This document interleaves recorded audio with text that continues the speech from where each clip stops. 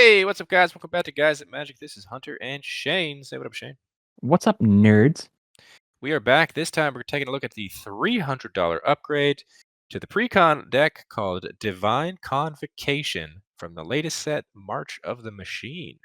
Last time, we did Shane's $100 upgrade. If you wanted to see that, this is a bit of a continuation. So if you wanted to see the $100 upgrade that Shane did, check the description down below, and you can go and watch it. But this is the $300 upgrade of the bigger version. So first and foremost, Shane, talk about what you're doing with the deck. What is the commander you are going with? Like you said, Hunter, this is a continuation from the 100, so I'll be sticking with Saint Traft and Rem Karolus. He was great in the 100, great in the 300. A little refresher for everyone: Saint Traft and Rem Karolus is a blue, a red, a white for a 3/4 spirit human. It says whenever Saint Traft becomes tapped, create a 1/1 red human creature token. If this was the first time this ability is resolved this turn, if it's the second time, create a 1/1 blue spirit creature token with flying. And if it's the third time, create a 4/4 white angel creature token with flying. Whenever you cast a spell that has Convoke, untap Saint Traft and Rem Carlos. It is a monster. We're going to be going down the token strategy route. We're going to be creating a bunch of tokens. We're going to be casting Convoke spells with our commander, tapping, untapping them, hopefully as many times as we can in one turn, and every turn. All right, I like the strategy. Let's go ahead and jump straight into your additions to the deck. What are we adding into this deck? Since this is going to be a continuation of the 100, I'm going to be adding in all the $100 additions because I loved that deck. I think it functioned great for 100. We can throw them up on screen now, right, Hunter? And these are going to be all the additions from the 100. They were great in the 100. They're going to be great in the 300. All right, so those are all your additions from the 100, but let's talk about the 300. We got a bigger budget. What are we adding? We do have a bigger budget, dude. And right away, one of the first creatures I saw that I wanted in this deck was Mondrak Glory Dominus. 2, a white and a white for 4/4 Phyrexian Horror. It says if one or more tokens will be created under your control, twice that many tokens are created instead. It also has an ability that says you can pay 1 and 2 white Phyrexian, sacrifice 2 other artifacts and or creatures, put an indestructible counter on Mondrak Glory Dominus. This guy, it does exactly what I want to do in this deck. It is an anointed procession on a creature, and I think that's fantastic. Yeah, just doubling up all of your creature tokens every time one is created. And then just, if you need to, you can sacrifice some of those creature tokens to give this indestructible so people can't destroy this. Exactly. Mondrak is a fantastic card. And since we are going to be sticking with the tokens matter strategy and hopefully making a lot more tokens, I thought it'd be appropriate to throw in Perforos, God of the Forge. For 3 and a red, he is a 6/5 god. It has indestructible, and as long as your devotion to red is less than 5, Perforos isn't a creature. It also says whenever another creature enters the battlefield under your control, Perforos deals 2 damage to each opponent. You can also pay 2 and a red. Creatures you control get +1/+0 until end of turn. So it's going to be pinging not one, but all of your opponents whenever a token enters the battlefield under your control.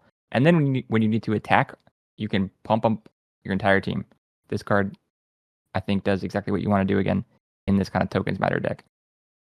Yeah, if you're making a lot of tokens and dealing that 2 damage for every token, it's going to get out of hand very quickly. Perforos is very mean. Yeah, he's a great finisher too.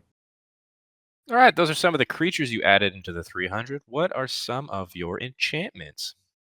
We are adding what I think are some of the best enchantments for token strategies.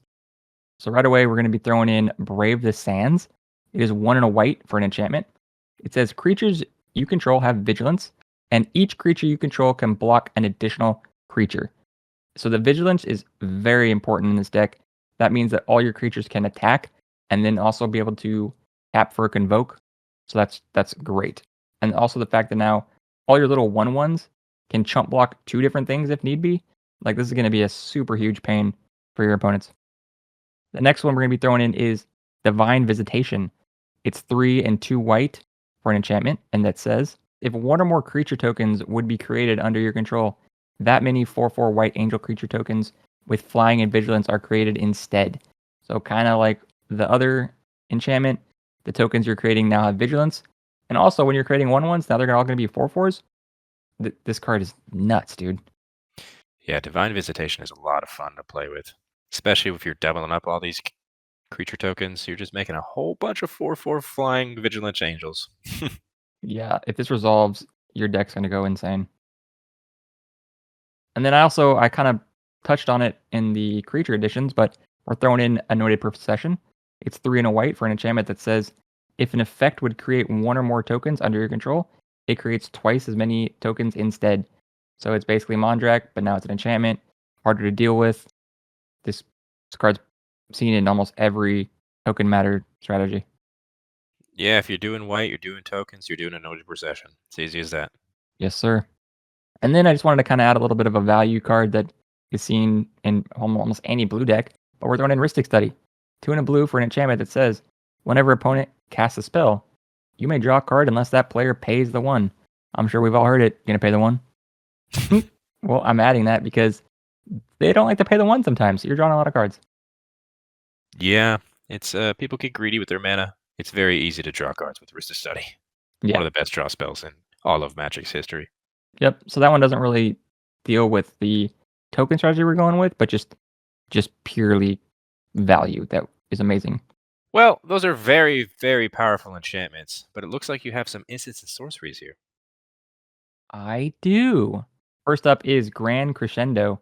It is an X and 2 white for an instant. Create X 1/1 green and white citizen creature tokens. Creatures you control gain indestructible until end of turn. So not only does it create all the tokens you want, it'll also protect your entire team from any kind of destroy or damage. This card does 2 really great things. And it's an X, so you can pump in as much mana as you want. Yeah, making all those creatures is fantastic. It's just a bummer that you don't have green in the deck because they would have been an excellent target as well for any green convokes. That is true. We're also throwing in Jessica's Will. 2 and a red for a sorcery that says choose one. If you control your commander, as you cast this spell, you can choose both. Add a red for each card in target opponent's hand.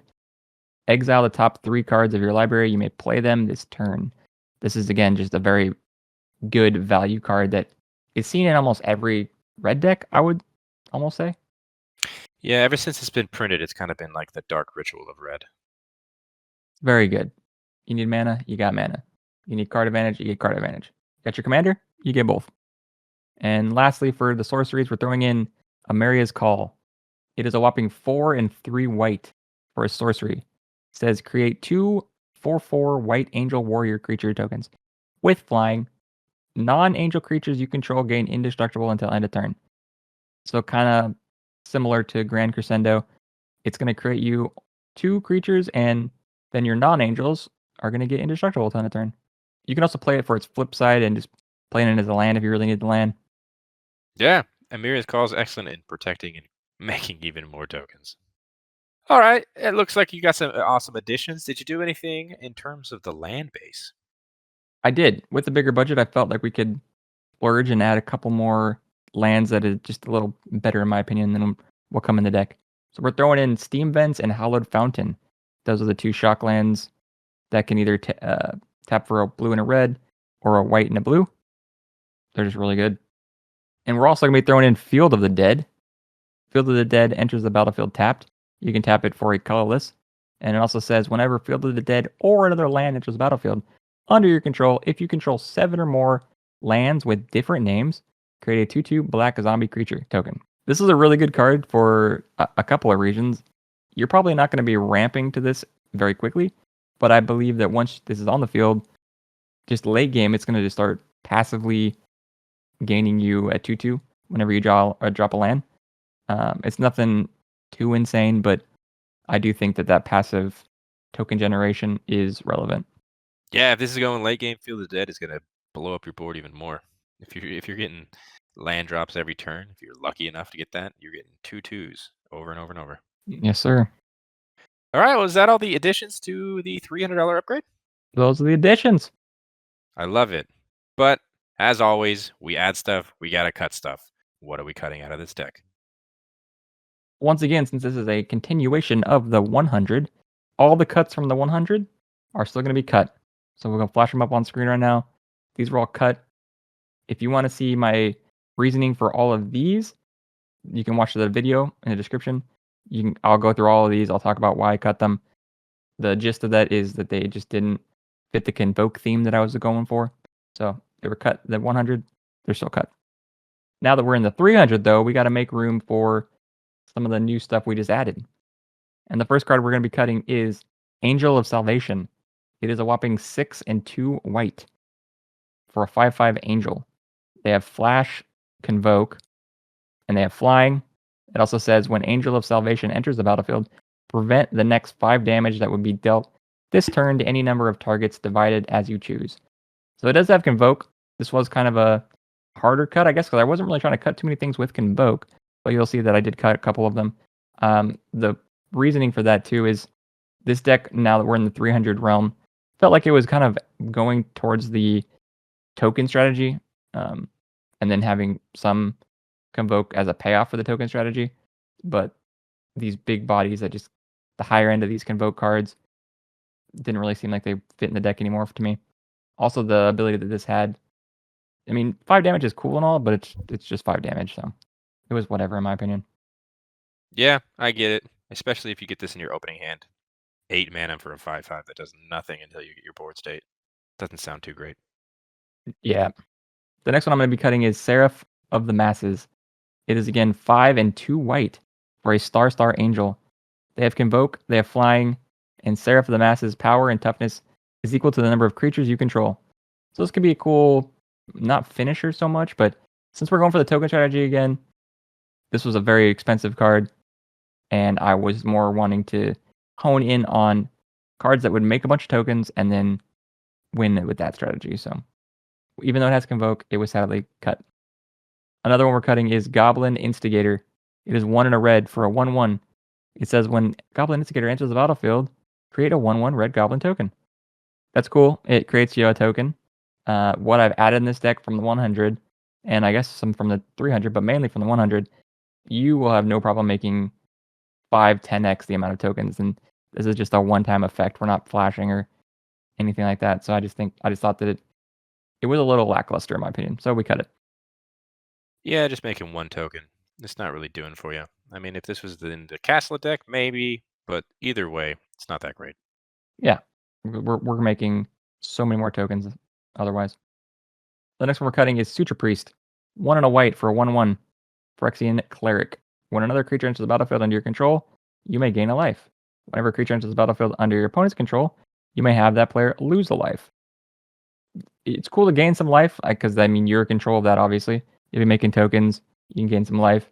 The second part of that, if your opponents are playing tokens, sure you can start pinging them, but I didn't think it would just kind of fit the theme that I'm going for again, and I cut it. Goblin Medics is 2 and a red that we're cutting. It is a 1/1 Goblin Shaman. Whenever Goblin Medics becomes tapped, it deals 1 damage to any target.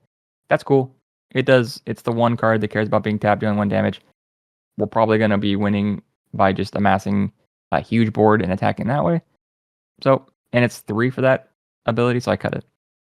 Yeah, just pinging for 1 time is not the best. It's okay. It's whatever. That's why it's a common. It's a common. Next one we're cutting is Nadir Kraken. 1 and 2 blue for a Kraken. It's a 2/3. Whenever you draw a card, you may pay 1. If you do, put a +1/+1 counter on Nadir Kraken and create a 1/1 blue tentacle creature token. Now this does create a token, but there aren't an absorbent amount of ways to draw cards in this deck. You know, you saw the Rhystic Study, that will draw you some. But when I played this deck, this card didn't really function the way I wanted it to function. It looks better on paper in my opinion, but then in practice, it doesn't do what you think it's gonna do. And so for that, I got it out of there. Yeah, sometimes you want to save that 1 mana for the spells you want to cast. Yeah, that too. I just think that it looks a lot better than it performs all the time. Well, those are all the creatures. Are you cutting any artifacts? I am. In the 300, I left in Cultivator's Caravan. It's 3 mana for a 5/5 vehicle. You can tap it to add 1 mana of any color, and it has a crew of 3. I left it in because it was a mana rock, but then after play testing with this, playing against you guys, it is kind of counterintuitive. You brought up the point that any vehicle in a Convoke strategy is kind of weird because it takes away from the Convoke because you got to tap them to crew this. So I was only ever really using this as a Mana Rock. I never was really crewing it, so for that, I never really had a problem with mana. I didn't think that it was even needed that much in the deck. All your creatures are going to be tapping for things. You don't need that. You don't need this Mana Rock.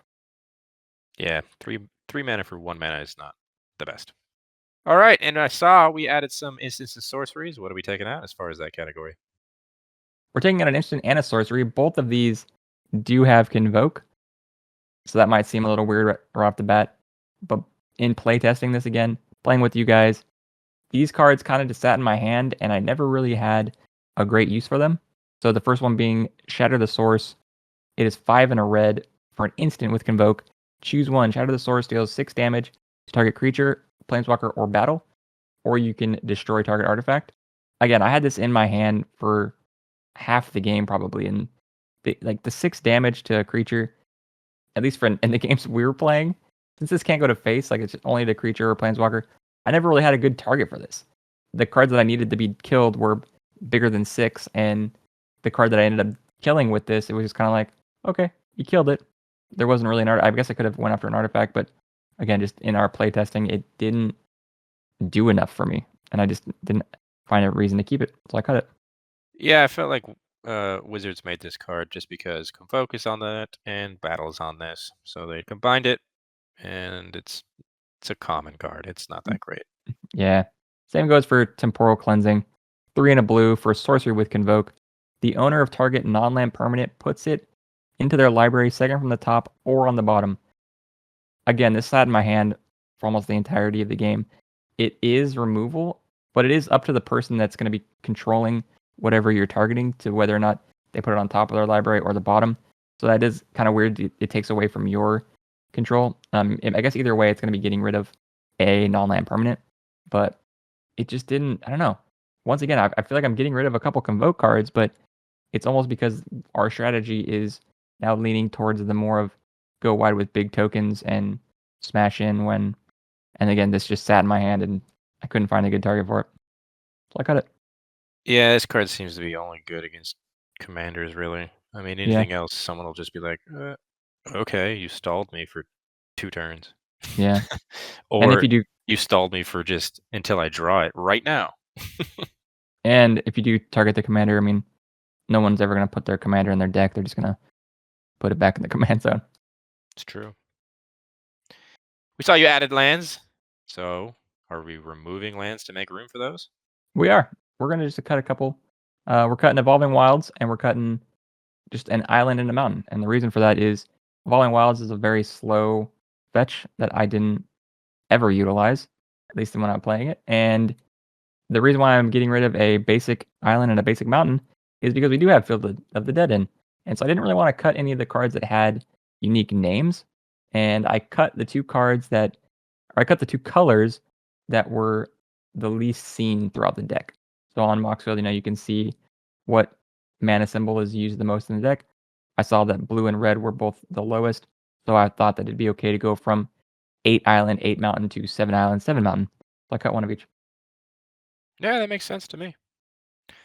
Is that going to do it for the entire deck? That's Divine Convocation 300, baby. All right. And as we know, we get to this question every single time. You were given $300 to upgrade the deck. What is the total amount of the deck you've built? Well, Hunter, the total amount, including my additions from the 100 and the additions from the 300, are equaling up to $298.74. Ooh, just coming shy to the 300, saving the people money. Yep, and that's of time of this recording, obviously. That's awesome. Before we go, Shane, do you have any final thoughts on this deck and the commander itself? I think that the Convoke meta in these colors is not quite established yet. I think that it's going to be set up for the future, and these commanders are only going to get better. But for what we have currently and the strategy that we've put together in this deck, you have a lot of just kill on side pieces, and your opponents cannot let them stay. So you're going to have fun. You're going to make a bunch of tokens. You're going to make people pretty mad. That's awesome. And if you guys wanted to see this entire deck list, check the description down below where you'll find the link to the box field. Check it out, build the deck, let Shane know what you think. down in the comment section below. Did he add some good stuff? Did he remove some stuff you didn't want removed? Let him know that as well. And if you check in the description, you'll also find links to our Instagram, our Twitter, our TikTok. That's at Guys That Magic for each one. Follow us on those. Keep up to date with what we're doing. Like the video if you liked it. Subscribe to the channel if you haven't done so already. And until the next video, hope you guys have a great rest of your day. Peace. Bye bye.